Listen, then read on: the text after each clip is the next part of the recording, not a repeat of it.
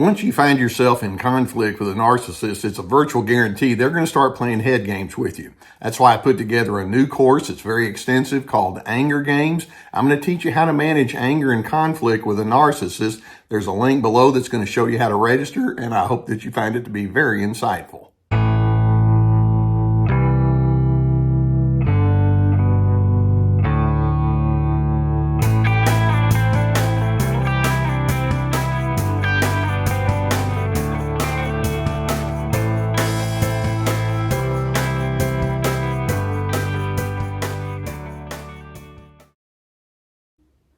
I'm going to go into a difficult space here with you today as we talk about how you can grieve due to the fact that some individuals in your life, those hard narcissistic persons, failed to live up to the expectations that you believed were right and reasonable and normal.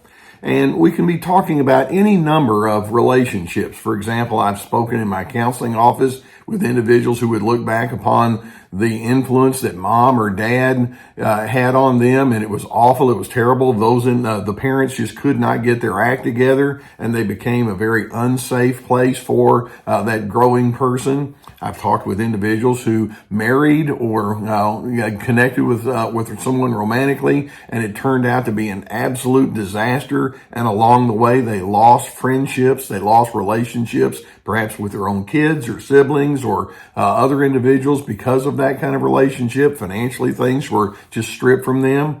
I've talked with individuals who've had relationships with adult siblings or other family members that turned out to be disastrous because those individuals went into very selfish and destructive pursuits. There are times when people are inside a work setting. It's like, this is nowhere close to what I was promised I was going to get, and other opportunities might have been lost because of that. Friendships may have gone to the wayside because an individual turned out to be somebody that they or purported to be somebody that they really were not. When you look at these kind of possibilities, it leaves you with the question, what in the world is going on here? I had somebody in my life that could have been a force for good and a force for happiness with me, and it went completely in the opposite direction. Over time, you can find that people who are strongly committed to the narcissistic patterns of life, with all their control and selfishness and manipulations and exploitations, etc., you can find there certain truths begin to rise to the surface. It hits you at some point. This person has been a total chameleon. They can shift their persona depending on the people and circumstances, and I was played. I was duped. There were positives in the relationships, but the positives, as I look back on it, were mere covers for the dark side, because the dark side proved to be so strong and so overpowering. This person mistreated me in such a way when I thought that this was going to be my safe haven, and boy, did it turn out to be anything but safe. I've been stunned by that person's lack of remorse and the fact that they can rationalize so much of their negative and awful mistreatment towards me. It's like, it's beyond comprehension that they would do that to someone like myself. I had no idea that their anger and their other emotions could become so unruly and so harsh, particularly when I thought that we had something good going or something should have happened that was good. That's what I mean when I say you can have this sense of grief. This individual that you thought was going to be one way turned out to be something else. And then over time, they prove to you, and they can never be that person that you thought that they were going to be. Now, let's keep in mind that when you experience the emotion of grief, grief is the emotion of loss. Whether it's the loss of certain relationships due to those experiences, friends, or the loss of your reputation, or the loss of opportunities. I mean, the possibilities are very broad. And as you look back upon the relationship that fell apart, there are multiple things that you're going to have to come to terms with. Things that you thought were one way but turned out to be something entirely different. For example, the trust that you had in that person turned into a feeling of being used. The friendliness that you thought you shared with that person turned into nothing but a distortion. It was all just a ruse, or it was just a cover up. The affection that you felt towards that person became disgust. It turns into feelings of disgust. The narcissist's helpfulness toward you during key moments turned into a lot of demands fueled by that person's attitude of entitlement. Now you owe me. The encouragement that you might have experienced with that person turned into little more than criticism. They might have started out by saying, "Oh yeah, let me make your life better." And then over time it's like, you can't do anything right, can you? The normal expectations that you had for that individual turned into constant disillusionment. The simple disagreements that you might have had with that person turned into badgering and worse. Conflict turned into abuse. Plans that you had with that person turned into schemes and manipulations. Shared activities that you had with that individual turned into little more than just transactions. So we have one notion about what that person could be, and then time illustrates, well, that person never was and never will be who you thought they would want to be, and it leaves you with certain very disillusioned thoughts. You might think to yourself, how in the world did I get into this mess? And what was it about me that person found to be so distasteful? I've missed so many other opportunities. How can I recoup some of those opportunities that are gone by now? I just can't rest. I can't find peace. I'm too upset with what I've been through, and it's been such a long, tedious, torturous journey. Any ideals or any hopes that I used to have are gone. Now, when we have that kind of grief and the feeling of disillusionment that goes by it, let's remind ourselves that there's a certain normalcy that would be there. In fact, frankly, you would be a bit odd if you didn't have the disillusion and the grieving and the hopeless kind of feelings that you have. But keep in mind that researchers have shown through the years that we have what we refer to as the stages of grief. Let me just run through them real quickly for you so that you can realize there's a certain normalcy to where you are.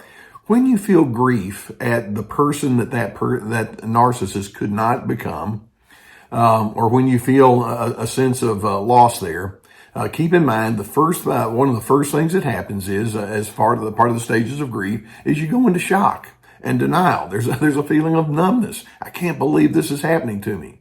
Second stage of grief is your pain and your guilt.